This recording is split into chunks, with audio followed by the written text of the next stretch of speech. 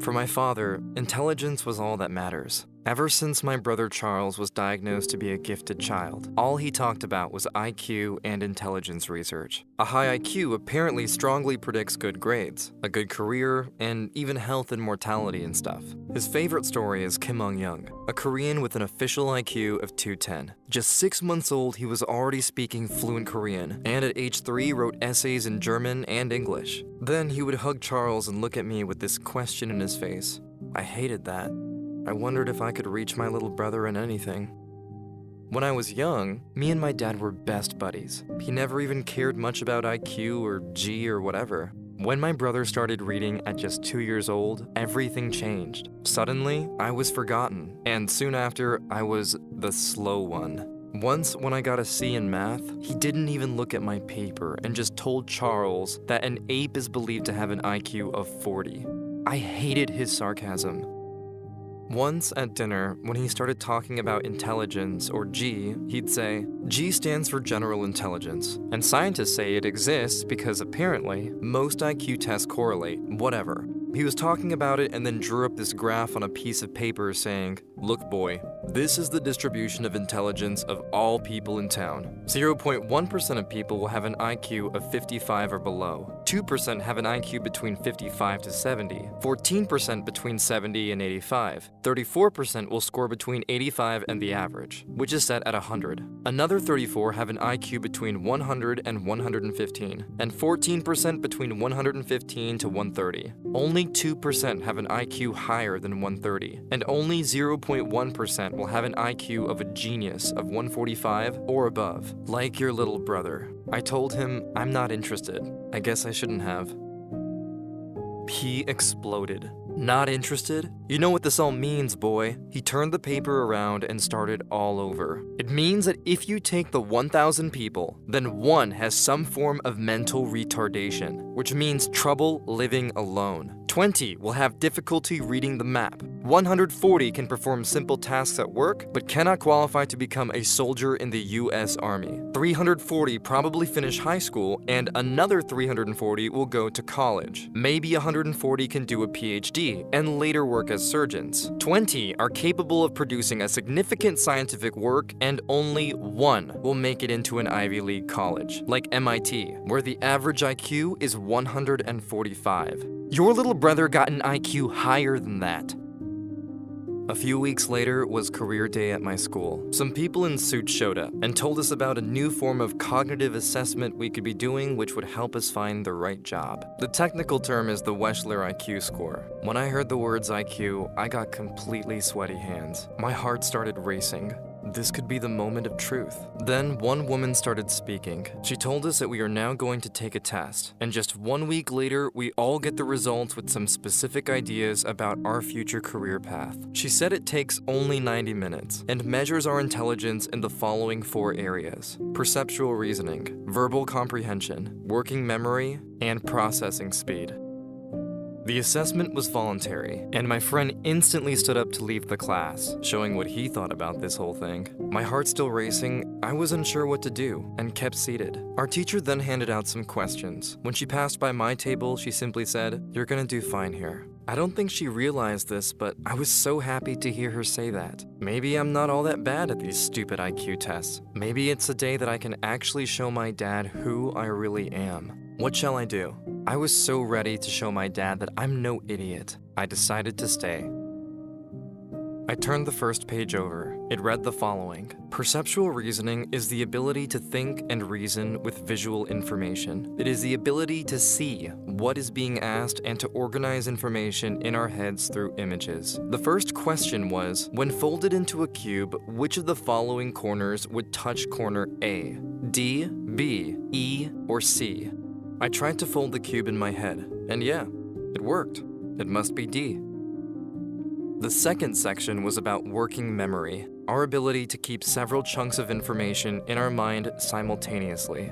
One of the questions was, what is the next number in the series? 4, 12, 6, 9, 8, 6. There were 4 options: 6, 5, 10, or 12. The trick here was to put all the digits in my head and look for a pattern. 4, X, 6, X, 8, X. which means the next would be 10. The third section was verbal comprehension, which measures our ability to access vocabulary, express ourselves in a meaningful manner, and apply reasoning skills to information presented verbally. In the first question, it said, what is the difference between the words refuted and irrefutable? Do they have similar meanings, have contradicting meanings, or mean neither the same nor the opposite? They must have contradicting meanings. The fourth section was about processing speed, the pace at which we take in new information, and make sense of it in order to prepare a response. One of the questions asked was, what is the 12th letter of the alphabet? Is it T, L, R, or B? I realized I had to rule out all the options that didn't look right. Counting would have taken way too long. L is the right answer.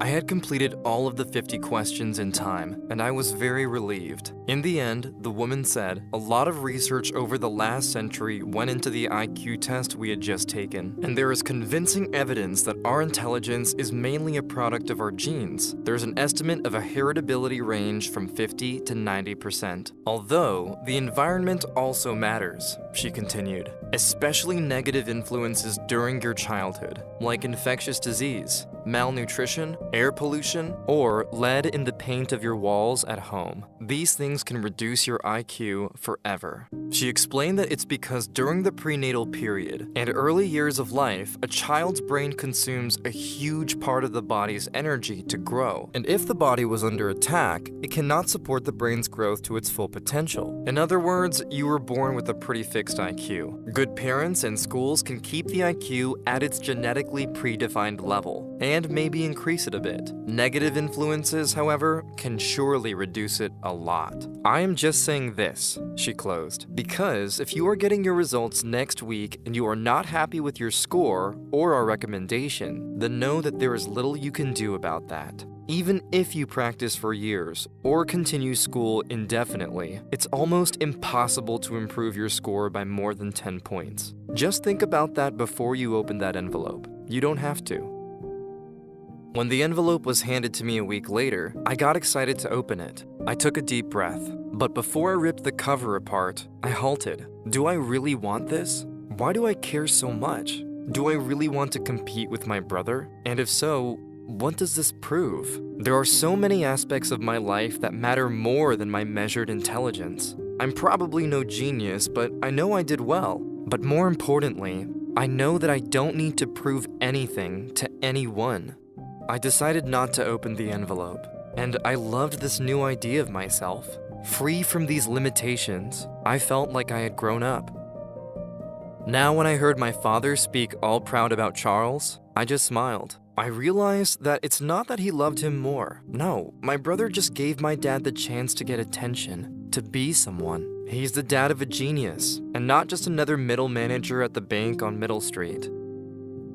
A few years later, I dropped out of college and started my own company, and soon after fell in love with a wonderful woman and also started a family. My brother is now a professor at a famous university, but never found the right girl, and like many very smart people, suffers from depression. My dad doesn't care so much about IQ anymore. He's now a proud grandfather. They say it takes intelligence to know how to do things right, but wisdom to do the right thing. Leaving that envelope closed was the best decision of my life.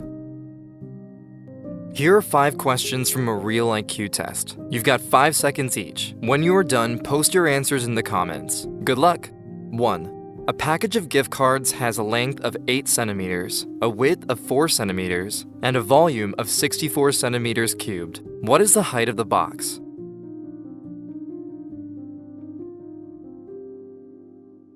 2. Some Bargles are Chongos, and some Chongos are Manhattans. Are some Bargles definitely Manhattans? Yes or no?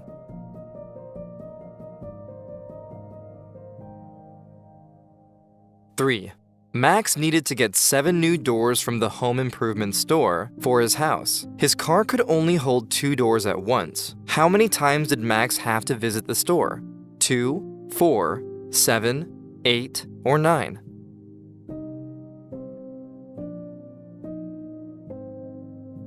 4. Art is to wall as cup is to handle, coffee, cupboard, rim, nail.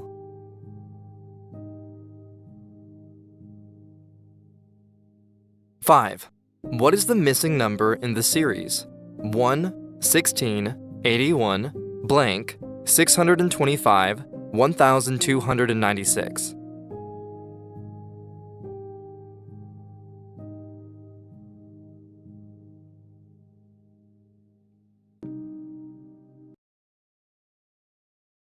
If you like this video and the way we explain the subject, subscribe to our channel.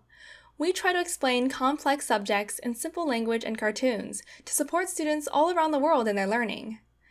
If you want to support us, you can go to www.patreon.com/sprouts and donate. Just $1 from many fans makes a big difference.